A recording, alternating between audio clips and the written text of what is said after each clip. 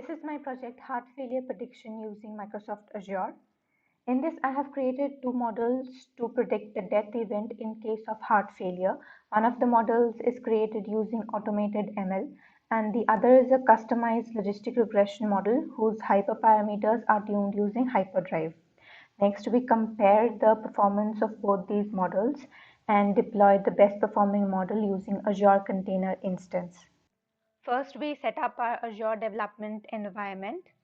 Then we go to dataset and register our dataset over here. Here I have registered my heart failure dataset. Next, I have created a compute instance which helps us to run our Jupyter notebooks that contains both the models. So this is our first model, hyperparameter tuning using HyperDrive. First, we have imported all the dependencies and libraries that we will be using. Here we have a little overview of the heart failure prediction dataset. We have taken it from Kaggle and it has 12 clinical features and all its details are listed over here. Next, we set up and configure our workspace. Then we create a compute cluster on which we will run our model. Next, we have specified the dependencies and created the environment for running the model. So here is the main HyperDrive configuration. We have created an early termination policy of bandit policy and specified the slack factor and as 0.1, evaluation interval of 2 and delay evaluation equals to 5. The sampling that we have used is random parameter sampling and the C value taken uniformly from 0.01 to 100 and maxed iter is taken from these choices.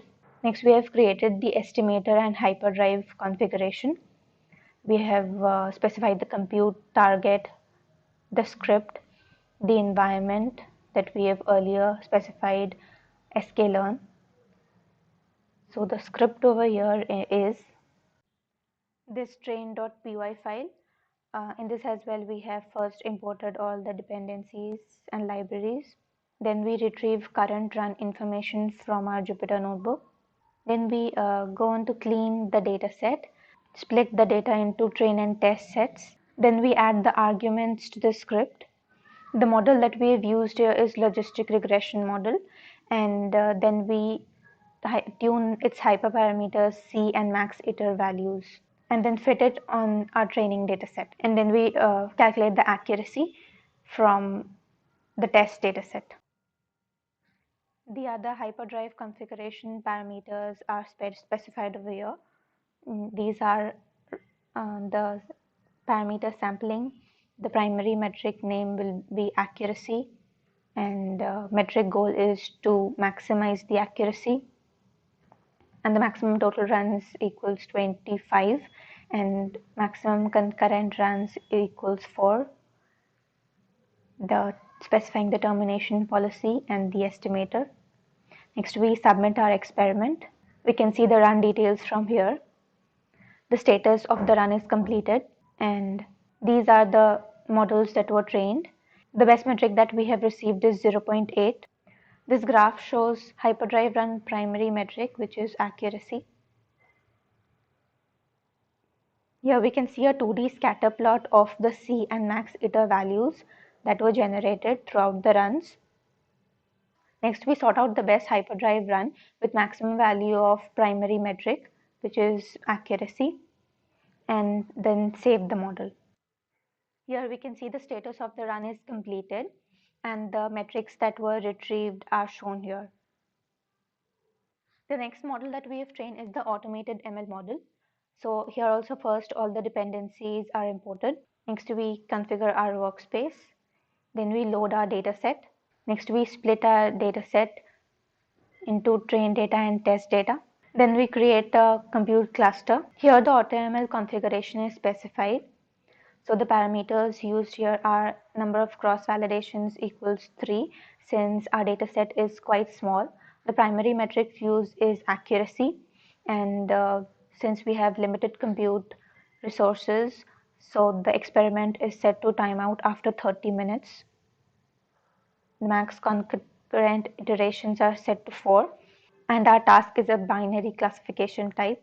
Next, we have specified the compute target and the training data, and the label column is the death event column, and the featureization is set to auto.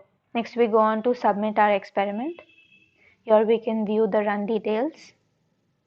The status of the experiment is complete, and here are the models that were trained. The best performing model is voting ensemble with an accuracy of 88.79%. Here we can see the scatter plot of AutoML run with metric accuracy.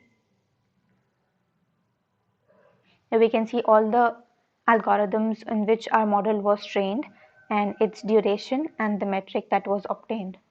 Next, we go on to save our best model.